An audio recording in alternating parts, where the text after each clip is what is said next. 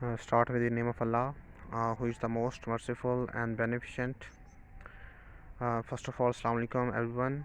I hope all of you guys are doing well and having a good time with your families.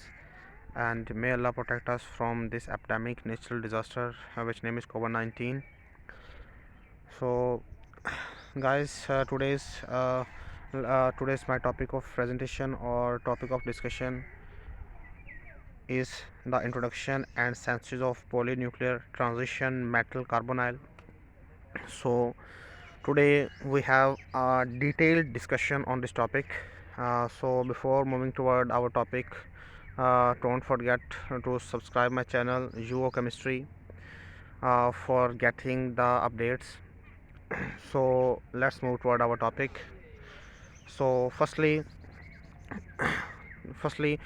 we have an idea about polynuclear metal carbonyls. So first of all तो मैं आपके साथ ये discuss करना चाहूँगा कि देखें कि हमारे पास जो ट्रांजिशन मेटल कार्बोनाइल्स होते हैं इनकी 3 टाइप्स होती हैं basically. Mono transition metal carbonyls, di transition metal carbonyls और poly nuclear metal transition carbonyls. तो इनको जब डिवाइड किया जाता है, जब डिवाइड किया गया या क्लासिफिकेशन इनकी जो की गई है वो जिस बेस पे की गई है वो एक्चुअल में डिपेंड कर रहा है ट्रांजिशन मेटल के नंबर पे। मोनो ट्रांजिशन मेटल कार्बोनाइल के अंदर एक ट्रांजिशन मेटल अटैच होगी और बाकी उसके साथ लिगेंड्स अटैच होंगे या कार्बोनाइल ग्रुप अटैच होता है। डाई के अंदर दो जो हैं हमारे पास ट्रांजिशन मेटल वो अटैच होंगी और साथ हैं वो बाकी लिगेंड्स या कार्बोनाइल ग्रुप जो अटैच हुआ होता है। तो जो हमारा आज का टॉपिक है वो है पॉलीन्यूक्लियर मेटल कार्बोनाइल्स, यानी कि इसके अंदर 2 से ज़्यादा जो हमारे पास ट्रांजिशन मेटल्स हैं वो अटैच होंगी और साथ उसके कार्बोनाइल ग्रुप जो है वो अटैच हुआ होगा। सो इसकी डेफिनेशन को देखते हैं जी। Polynuclear metal carbonyls complexes are the carbonyl complexes consisting of more than 2 metal ions in them. यानी कि हमारे पास पॉलीन्यूक्लियर ट्रांजिशन मेटल कार्बोनाइल्स वो होते हैं जिनमें 2 से ज़्यादा ट्रांजिशन मेटल्स अटैच हुई होती हैं और उनके साथ हैं वो कार्बोनाइल ग्रुप जो है वो अटैच हुआ होता है। एग्जांपल के तौर पर देखें कि डाई आयरन नूना कार्बोनाइल इस कंपाउंड का नेम है, क्योंकि मतलब काउंटिंग के देखें जिस तरह होता है कि हम कहते हैं ऑक्टेन, नोनेन का मतलब होता है 9, क्योंकि इसके साथ जो है वो 9 जो कार्बोनाइल ग्रुप हैं वो अटैच हैं, इसलिए हम इसको कहेंगे डाई आयरन नोना कार्बोनाइल मॉलिक्यूल। तो इसके स्ट्रक्चर की बात करें तो ऑक्टाहेड्रॉन जो है उसके स्ट्रक्चर होता है और 3 ब्रिंजिंग के कार्बोनाइल ग्रुप जो है इसके साथ इस फॉर्म में इसके साथ अटैच हुए होते हैं। सो नेक्स्ट हम बात करते हैं जो हमारे पास पॉलीन्यूक्लियर ट्रांजिशन मेटल कार्बोनाइल हैं उनके यूजेस की बात करते हैं या इनकी प्रॉपर्टीज़ की बात कर लेते हैं। तो एक्चुअल में हमारे पास जो मेटल कार्बोनाइल्स होते हैं ये टॉक्सिक इन नेचर होते हैं। टॉक्सिक इन नेचर जब ये स्किन के साथ कांटेक्ट में आते हैं या अगर हम फ़र्ज़ करें खुराक के थ्रू इनको हम इनहेल कर लेते हैं तो सबसे पहले इन्होंने जिस चीज़ को इफेक्ट करना होता है वो हीमोग्लोबिन होती है। हीमोग्लोबिन के साथ इन्होंने रिएक्ट करना होता है और कार्बोनाइलेट हीमोग्लोबिन के साथ इसने मतलब रिएक्ट करते हैं तो हमारे पास जो प्रोडक्ट बनती है वो कार्बोक्सी हीमोग्लोबिन बनती है। और जो कार्बोक्सी हीमोग्लोबिन होती है असल में उसके अंदर ये जब ग्रुप हीमोग्लोबिन के साथ अटैच होता है या रिएक्ट करता है तो बेसिकली जो ये हीमोग्लोबिन की ऑक्सीजन कैरिंग कैपेसिटी है उसको ये कम कर देती है। इसका ये इफेक्ट होता है अगर हम इसको बॉडी के अंदर इनहेल कर लेते हैं किसी तरह से या किसी तरह से ये उसका स्किन के साथ कांटेक्ट में आते हैं तो बेसिकली इन्होंने जिस चीज़ को इफेक्ट करना होता है वो हीमोग्लोबिन है। और हीमोग्लोबिन एक प्रोटीन है हमारे ब्लड के अंदर जो कि ऑक्सीजन कैरिंग का काम करती है। दूसरा जो इनका यूज़ है वो हम इनको जो कैटलिस्ट हैं वो बनाने के लिए इस्तेमाल करते हैं। कैटलिस्ट जो होते हैं और आई होप कि आप लोगों को इस बात का पता है कि कैटलिस्ट जो है वो बेसिकली हम क्यों यूज़ करते हैं किसी भी केमिकल रिएक्शन के दौरान, जस्ट उसको स्पीड अप करने के लिए। हमारे केमिकल रिएक्शन को स्पीड अप करने के लिए हम जो है वो इसका जो है कैटलिस्ट का यूज़ करते हैं। थर्ड जो है इसका यूज़ वो ऑर्गेनो मेटालिक केमिस्ट्री के अंदर इसका यूज़ है। ऑर्गेनो मेटालिक केमिस्ट्री के अंदर ऑर्गेनो मेटालिक कम्प्लेक्सेस बनाने के लिए इनका बहुत ज़्यादा यूज़ किया जाता है जो कि हमारे पास होते हैं मेटल कार्बोनाइल्स। सो नेक्स्ट जो है वो हम देखते हैं। नेक्स्ट जिस तरह मैंने बात की ये 2 कंपाउंड्स आपको स्ट्रक्चर्स नज़र आ रहे हैं तो जिस तरह मैंने आपको बात की कि पॉलीन्यूक्लियर ट्रांजिशन मेटल कार्बोनाइल्स होते हैं, उनमें दो से ज़्यादा जो हैं वो ट्रांजिशन मेटल्स अटैच होती हैं और साथ उसके कार्बोनाइल ग्रुप जो है वो अटैच हुआ होता है। तो ये कम्प्लेक्स सा स्ट्रक्चर होता है, बिल्कुल कम्प्लेक्स होता है, और इनमें बॉन्डिंग जो है वो बड़ी कम्प्लेक्स होती है। तो ये जो स्ट्रक्चर्स हैं, ये दो हमारे पास हैं, पॉलीन्यूक्लियर कार्बोनाइल जो है वहाँ पॉलीन्यूक्लियर ट्रांजिशन मेटल कार्बोनाइल का एक जो हमारे पास स्ट्रक्चर बने हुए हैं, और ये बड़े कम्प्लेक्स स्ट्रक्चर होते हैं और इनकी बॉन्डिंग बहुत ही कम्प्लेक्स होती है। नेक्स्ट जो हमारा है जिसको हमने डिस्कस करना है, वो मेथड यूज़ फॉर सिंथेसिस, कि हम पॉलीन्यूक्लियर ट्रांजिशन मेटल कार्बोनाइल को किस तरह से प्रिपेयर कर सकते हैं। So, some metals carbonyls are prepared by the reduction of metal halides in presence of high pressure of carbon monoxide। यानी कि जो हमारे पास मेटल कार्बोनाइल्स होते हैं, उनको कार्बन मोनोऑक्साइड का हाई प्रेशर की प्रेजेंस में मेटल हेलाइड से तैयार किया जाता है, उनको हम बना सकते हैं।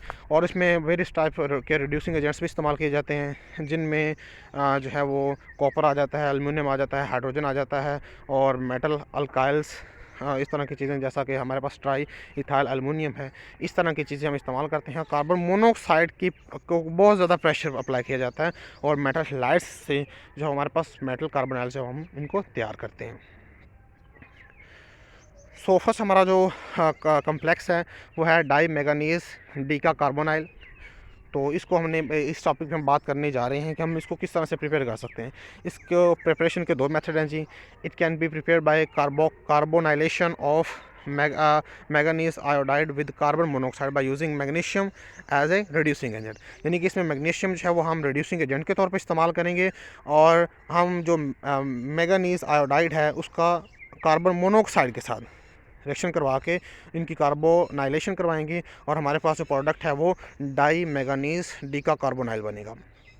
इसके प्रिपरेशन का एक सेकंड मेथड ये भी है, it can also be obtained by carbonylation of anhydrous manganese chloride with carbon monoxide in presence of sodium benzophenone केटाइल।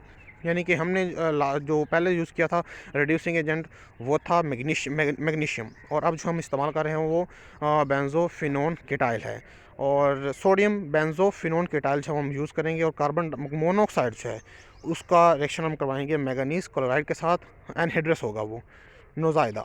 तो इसके साथ हम इसका रिएक्शन करवाएंगे, हमारे पास जो प्रोडक्ट बनेगी वो डाई मैंगनीज डीका कार्बोनाइल होगी। नेक्स्ट हम इसका स्ट्रक्चर जो है वो देखते हैं कि हमारे पास जो है डाई मैंगनीज जो हमारे पास हमें बात की जिस बारे में कि डाई मैंगनीज डीका कार्बोनाइल का जो स्ट्रक्चर है वो आपके सामने है यहाँ पे। नेक्स्ट हम इसकी कुछ प्रॉपर्टीज़ हैं वो डिस्कस करते हैं कि हमारे पास जो डाई मैंगनीज डीका कार्बोनाइल उसकी क्या क्या प्रॉपर्टीज़ होती हैं। It forms stable yellow crystals having melting point. Melting इसका पॉइंट जो होता है वो मतलब ये स्टेबल येलो कलर के क्रिस्टल होते हैं, और इनका जो मेल्टिंग पॉइंट होता है वो 155 डिग्री सेंटीग्रेड होता है। It is oxidised by the trace amount of oxygen in solution. यानी कि थोड़ी सी मिकदार से हम इनको जो है वो ऑक्सीडाइज कर सकते हैं। Halogenation of dimanganese deca-carbonyl proceeds with the breaking of manganese bond and the formation of carbonyl halide। यानी कि अगर हम इनकी हेलोजिनेशन करवाना चाहते हैं तो मैंगनीज और मैंगनीज के दरमियान यानी कि डाई है ना, डाई मैंगनीज, तो इस बॉन्ड को हम ब्रेक करेंगे और हमारे पास जो प्रोडक्ट बनेगी वो कार्बोनाइल हैलाइड बनेगा।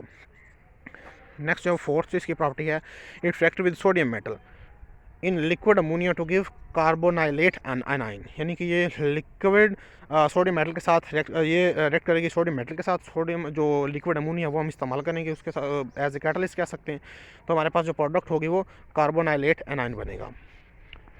सो नेक्स्ट जो हमारा सेकंड जो कंपाउंड है या कम्प्लेक्स है जिसको हमने डिस्कस करना है वो है डाई कोबाल्ट ऑक्टा-कार्बोनाइल। इसको हमने डिस्कस करना है जी। तो सबसे पहले हम बात करते हैं इसकी प्रिपरेशन की, तो हम इसको किस तरह से तैयार कर सकते हैं इस टॉपिक पे हम बात करते हैं। तो इसी तरह इसके भी प्रिपरेशन के दो मेथड हैं। It can be prepared by direct combustion of carbon monoxide with cobalt metal. यानी कोबाल्ट मेटल के साथ अगर हम कार्बन मोनोऑक्साइड को कंबस्ट करते हैं, जलाते हैं, तो हमारे पास जो प्रोडक्ट होगी वो डाई कोबाल्ट ऑक्टा कार्बोनाइल होगी। और इसका जो सेकंड मेथड है वो ये है, it can also be prepared by carbonylation of cobalt iodide, cobalt sulphide, cobalt carbonate. यानी कि इनकी हमने कार्बोनाइलेशन करवानी है। जो हमारे पास ये एलिमेंट्स यानी कि ये जो हमारे पास कंपाउंड है जिसमें कोबाल्ट आयोडाइड आ जाता है, कोबाल्ट सल्फाइड आ जाता है, कोबाल्ट कार्बोनेट आ जाता है, और इसमें हम जो रिड्यूसिंग एजेंट इस्तेमाल करेंगे वो कॉपर मेटल हो सकती है या फिर हाइड्रोजन गैस हो सकती है। तो हमारे पास जो डाई कोबाल्ट ऑक्टा कार्बोनाइल है। इसको तैयार करने के 2 मेथड हैं और वो हमने अभी डिस्कस किए हैं। नेक्स्ट इसका स्ट्रक्चर, इसकी कुछ प्रॉपर्टीज़ हैं वो हम डिस्कस करते हैं जी। कि फर्स्ट जो इसकी प्रॉपर्टी है, it is an orange crystalline substance. इसका जो कलर है वो ऑरेंज होता है और इसका जो मेल्टिंग पॉइंट है वो 51 डिग्री सेंटीग्रेड होता है। और अगर हम इसको हवा के अंदर रखते हैं तो इसका जो कलर है वो डीप वायलेट हो जाता है। और दूसरी जो इसकी प्रॉपर्टी है वो है, it is soluble in alcohol. ये अल्कोहल के अंदर सॉल्युबल होती है जी, ईथर के अंदर हो जाती है और कार्बन टेट्राक्लोराइड के अंदर भी ये सॉल्युबल होती है। It reacts with nitric oxide to form cobalt carbonyl nitrosyl. यानी कि ये नाइट्रिक ऑक्साइड के साथ जब रिएक्ट करती है तो हमारे पास जो एक नया कंपाउंड बनता है या कम्प्लेक्स बनता है वो कोबाल्ट कार्बोनाइल नाइट्रोसाइल होता है। नेक्स्ट जो हमारे पास है इसका स्ट्रक्चर है वो हम देखते हैं जी। तो जैसा मैंने कहा कि हमारे पास एक पॉलीन्यूक्लियर ट्रांजिशन मेटल कार्बोनाइल होता है। तो ये इसका स्ट्रक्चर जो है वो यहाँ पर मौजूद है, जिसको हमने कहा था। So that's all about my topic, जो कि आज हमने डिस्कस किया पॉलीन्यूक्लियर ट्रांजिशन मेटल कार्बोनाइल के बारे में। So thanks a lot, thanks once again. If you have any kind of question, you may ask in the comment box. Till then, Allah Hafiz.